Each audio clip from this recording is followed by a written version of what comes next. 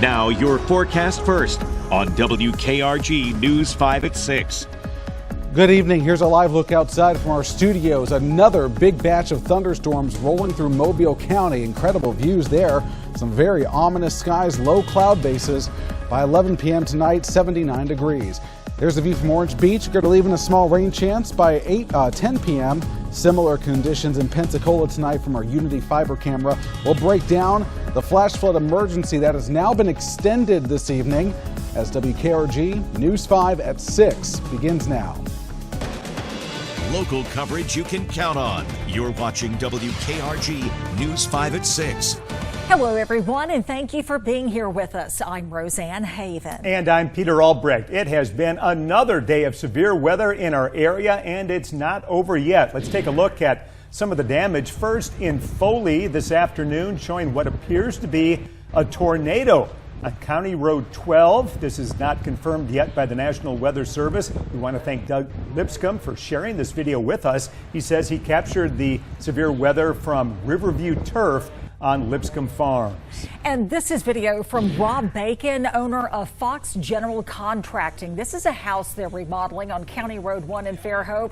As you can see, Mother Nature providing an unexpected setback on the project. And while walking through the water inside the home, you can hear someone say to be on the lookout for snakes. Yikes. Wow. All right. Mobile County also seeing a ton of rain today, especially in the south and southwest portion of the county. This is the Tillman's Corner area on Gun Hill Place off of Gun Row. Just kind of hard to see where the actual street is here. And that was a common sight throughout South Mobile County today. And this weather continues to create dangerous conditions for thousands of people. A fast flood emergency declared in both Mobile and Baldwin counties, flash flooding. And once again, we are having complete team coverage to keep you informed and safe during this dangerous time. WKRG News 5's Debbie Williams and Whitney Leibold will join us for live updates in just a moment. But we begin with WKRG News 5 Chief Meteorologist Ed Bloodsworth. Ed, it just seems like it will never end. Believe it or not, this is the 8th consecutive day of severe weather on the Gulf Coast, and we've seen it all the last week. Baseball-sized hail, winds up to 80 miles per hour, tornadoes, and flash flooding. New at this hour, a flash flood emergency has now been extended for another hour here through 7 p.m. for Baldwin County and southern Mobile County. Reason being is we have additional rain to the north that will slide over this area, so we could add maybe another quarter to a half an inch of rain on top of what has already fallen. But South Mobile County appears to be the big winner now. Most areas between Theodore down towards Fowl River, back over towards Irvington has picked up anywhere from 10 to as much as 13 inches of rain today, and that has led to significant flooding, significant totals back towards Grand Bay near Bayou Battery, Codan as well, and then into Baldwin County. That big swath of purple indicates rainfall totals from 6 to as much as a foot of rain. Highest amounts there from Point Clear to Barnwell. Again, the flash flood warning extended by another hour, the emergency I should say. But more rain is sliding south, more significant thunderstorms across portions of Pritchard, West Mobile, Midtown, and that is all sliding into the area that picked up the most rain today. Additional thunderstorms back through Georgia and Greene counties in Mississippi, Loosedale and Leakesville all getting wet, maybe even a little bit of small hail with those thunderstorms.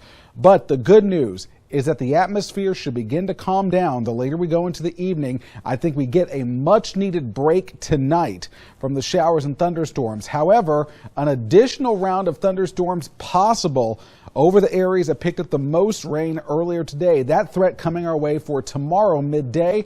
Isolated severe weather appears possible yet again. We'll break down what the forecast holds here for the rest of the week and talk about the tropics in a bit. Right now, we're going to send things over to Baldwin County. WKRG News 5's Whitney Leibold is in the News 5 Weather Beast. And Whitney, you've been seeing some significant damage out there today. That's right, Ed. Now, I'm here on the Bon Secours Foley line. We are on the road. I'm going to turn the roof cam on so that you can see the extension of the damage. This is a shed that this homeowner has had. It's fairly new, he said. It is completely ripped to shreds. I mean, the roof is gone. If you want to zoom in there real quick, you can just see that roof completely gone. There's also significant flooding around as well. We're going to make a little turn right here so you can see the other side of that shed. Now, this is 40 acres of land, and there's just debris everywhere. I was talking with the homeowner, and he said that while this tornado was happening, he had 2 sons inside the home by themselves, hiding in a bathtub. But right now I am live in the News 5 Weather Beast in Bon Secour. I'm Whitney Leibel, WKRG News 5. As we can see, a lot of structural damage in parts of Baldwin County, but residents are also dealing with widespread flooding. And Debbie Williams is covering this aspect from the Barnwell community tonight. Debbie? Yeah, so around lunchtime we got the tornado warnings, and with those warnings came a lot of rain that just didn't stop after all the warnings had subsided. And the road flooding throughout Baldwin County was substantial. At one time, Baldwin County EMA listing about 16 different areas in the southwest portion that were needing some advisories and asking people to stay off of them. Right now, we're at the intersection of 98 and 98 at Barnwell. And if you've been with us through the afternoon, you've seen how the water has subsided. It was a rushing river through this entire intersection. Now it's just in the turn lane, and it's going down very quickly. We haven't had any rain in the last hour and a half, but that may soon change because we can already hear the rumble of thunder. We've seen some flashes of lightning.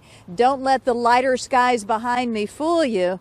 There's more rain on the way, and so you need to be cautious, especially on the county roads. Those 2-lane county roads, they are very susceptible, especially in the farmlands, to the flash flooding that we have seen this afternoon. So far, no real damage reports, and no one has been injured that we have heard of as of yet, but we'll continue to check. Live on the Baldwin County Beat, Debbie Williams, WKRG News 5. All right, thank you, Debbie. Here at the station in Mobile, it has really come down. It's pouring down now. We're going to go west of us, where some of the worst damage we've seen is in Moss Point, Mississippi. That's where WKRG News 5's Jeremy Jones is right now. And Jeremy, I know a lot of people there believe a tornado did a lot of that damage this afternoon.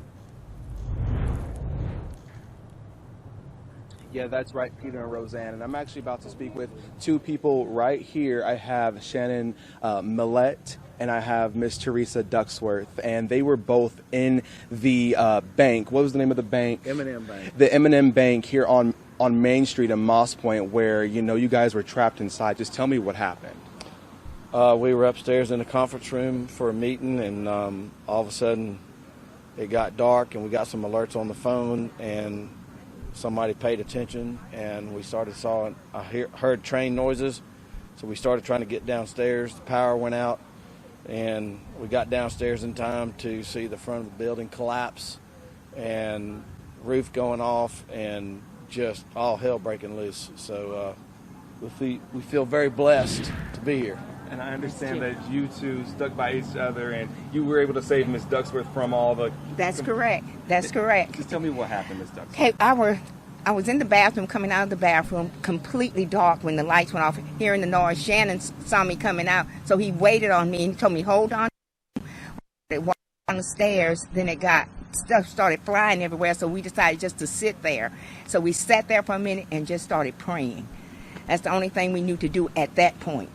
Right. Mm-hmm. And when you guys were praying, I'm sure you guys, the Lord above heard y'all, and y'all were able to get out safely, right? That's correct. That's correct. Yeah, for a minute we couldn't get out because the bank was closed due to the holiday, so we couldn't go backwards.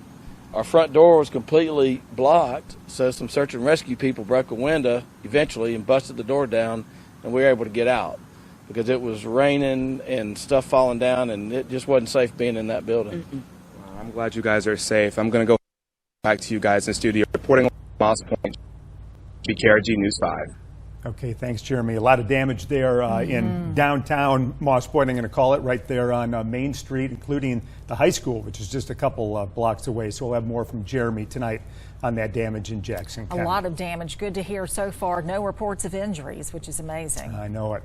Well, as these storms and the rain keep on coming, people are still dealing with the fallout from the storms last week. WKRG News 5's Alexa Daly joins us now with more on that. Alexa, what can you tell us? Well, the Westwood Community Center is currently working with the Red Cross to shelter people from the Forest Creek Apartments and the Maxwell Respite Center. Both places were affected by severe flood damage, leading people to evacuate and leaving them without a place to go. Cots, food, and other supplies are being offered at the Wedgwood Community Center as people in Escambia County try and get back up on their feet after the severe weather. We lost some of our stuff, but they are helping us to get it back. And right now it's just going by day and just trying to get our center back open. Families at the Forest Creek Apartments and the Maxwell Respite Center were forced to evacuate their homes Friday, many packing few belongings into trash bags. The security officer came, knocked on the door, basically gave their rounds of letting us know what was going on at the time. I walked around and looked to see how bad it was. Once I did that, it kind of kicked into mommy mode, like let me get my kids to safety. The Red Cross is encouraging people to stay alert throughout hurricane season. We are only, 18 days into hurricane season, so we have another 5.5 months of this is to, educate yourselves, have your plan in place to include pets. They're currently sheltering 60 people at the Wedgwood Community Center. But despite the situation, everyone we spoke to Monday is staying positive. Everybody has been very helpful, going over and beyond to make sure that we have the things that we need to just make us feel like we're at home and comfortable until we are able to get back to the house.